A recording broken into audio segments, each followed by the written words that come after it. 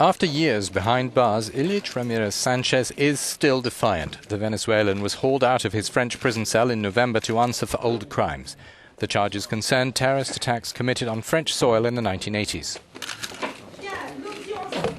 Prosecutors were determined to establish definitive links with the April 1982 car bombing in Paris in front of the office of the Watan Al Arabi newspaper, which killed 1 person and wounded 63. In March that year, a bomb in a Paris-Toulouse train had killed 5 and wounded 77. It was suspected both were his work. In December 1983, 5 more died the same way and 50 were wounded. Carlos never said he was behind these attacks, but he did not disown them either. In the thick of the Cold War, his pro-Palestinian anti-Western armed action won him support from such like-minded corners as the Stasi, East German secret police, Syria, Iraq and Yemen.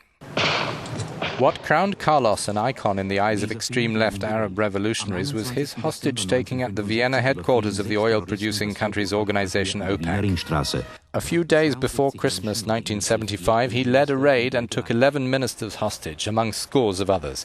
An Austrian policeman, an Iraqi employee and a member of the Libyan delegation were killed. Eventually, after a flight to Algiers, the remaining hostages were freed.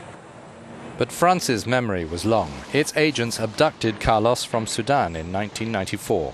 In 1997, France sentenced him to life behind bars for the murders of 2 policemen and an informer more than 20 years ago. It took 3 decades for the string of bombings in the 1980s to reach trial. Carlos's lawyer, now married to him, made her position plain in 1997. Of course, it is a political trial. The proof is that is the condition of the abduction, illegal abduction, by French police from Khartoum.